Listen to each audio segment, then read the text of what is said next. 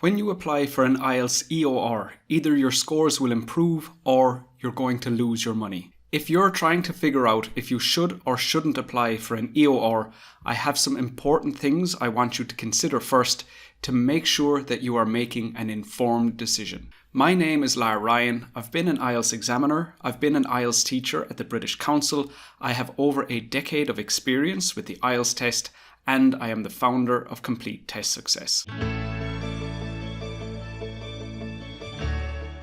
Firstly, let's have a quick look at what an IELTS EOR actually is. So EOR stands for Inquiry on Results, but you might also know it as a remark, a recheck, or a reevaluation. So basically, if you get your IELTS test and the scores are lower than what you need, you can pay a fee to your IELTS test centre and they will check the test again. Now, if your scores improve after they check them again, they will refund that fee.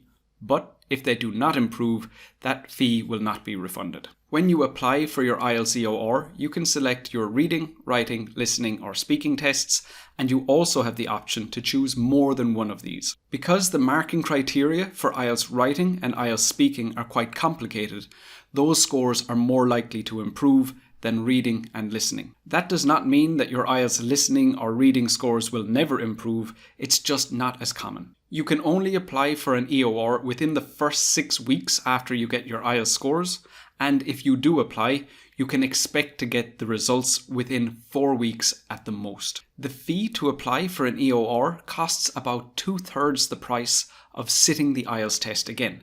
So you need to decide, is it better to go for an EOR or use that money, do the test again, if you're more likely to get your scores that way. Before we do, don't forget to subscribe to my channel or my page and click like on this video. Firstly, let's consider your previous IELTS scores. If you got a band 6.5 in writing this time, but you got a band 7 in writing on a previous occasion, that does indicate that you're capable of getting a higher score. However, if this is your first time doing the IELTS test and you only want to apply for an EOR because you're disappointed, that is not a good reason to do it. You also want to consider the IELTS practice tests that you did in the lead up to the real test. So let's say you were doing practice reading tests and practice listening tests and you always got the score that you needed, that would indicate that you should apply for an EOR. But of course, you will have to have completed those practice tests under exam conditions. So that means you didn't give yourself extra time, or you didn't re-listen to the audio, you didn't use a dictionary or the internet to help you find an answer, and also when you were correcting your answers, you were very strict about if the spelling and the grammar was accurate. On top of that, this only applies if you were using the real IELTS practice tests published by Cambridge, and you were using the ones appropriate for the IELTS test that you're doing. So if you're doing IELTS general training, you would need to have used the general training reading tests, and if you were doing academic IELTS, you would need to have practiced with the academic reading tests. However, the listening tests are the same in both, so it doesn't apply in that situation. For your practice speaking and writing tests, it only applies if you were getting feedback from an IELTS expert.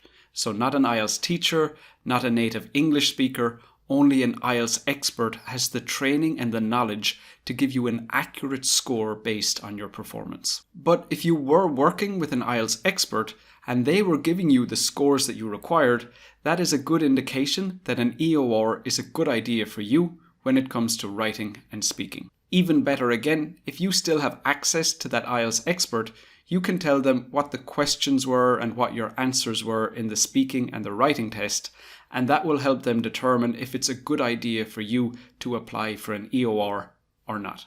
Now, that expert will never know with 100% certainty if you should, because they didn't see the full test, but they will have the advice if you definitely shouldn't apply. If you haven't been getting feedback from an IELTS expert, you should join me for my free live feedback lessons. The link to join those is in the video description. So far, we've been looking for reasons why you should apply, and now we're going to look for reasons why you shouldn't apply, and these will be based on your performance in the test. So what you want to do is think back to test day and try and remember, did anything happen or was there anything that would help you understand why your scores were lower than the ones that you expected? For example, in the listening test, perhaps you lost focus during the test.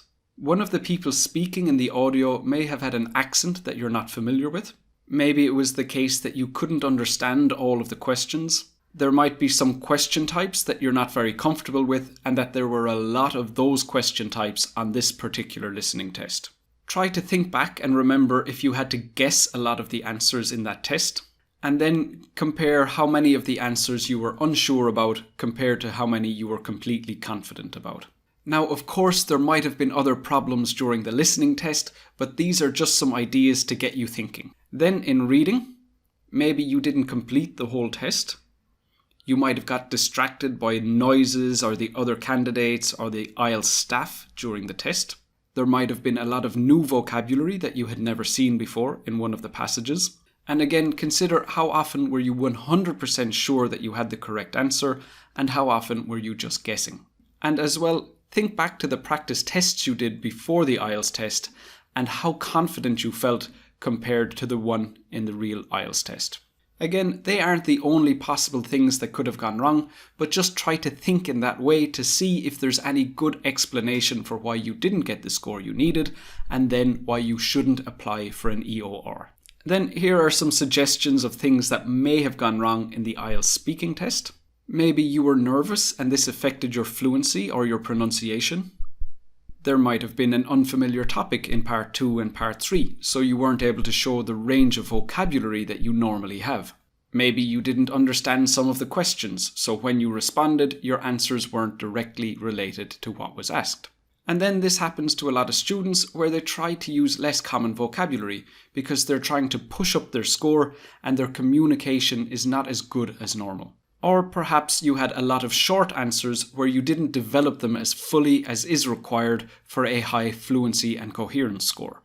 And now I just want to share some ideas of what might have gone wrong with writing. Maybe you didn't understand the questions. Maybe you didn't write your plan, so you weren't able to check if your ideas were relevant and specific. Maybe you didn't have time to proofread your answer, so there were more grammar and vocabulary mistakes than normal. Maybe your ideas or your development weren't appropriate. If you're doing the academic test, maybe in task 1 you wrote a poor overview.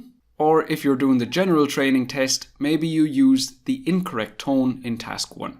So in short, before you apply for an IELTS EOR, you should have some information that implies your score could have been higher, and you should also contemplate everything that happened on test day to try and explain why your score was actually lower. Has this lesson helped you decide about applying for an EOR?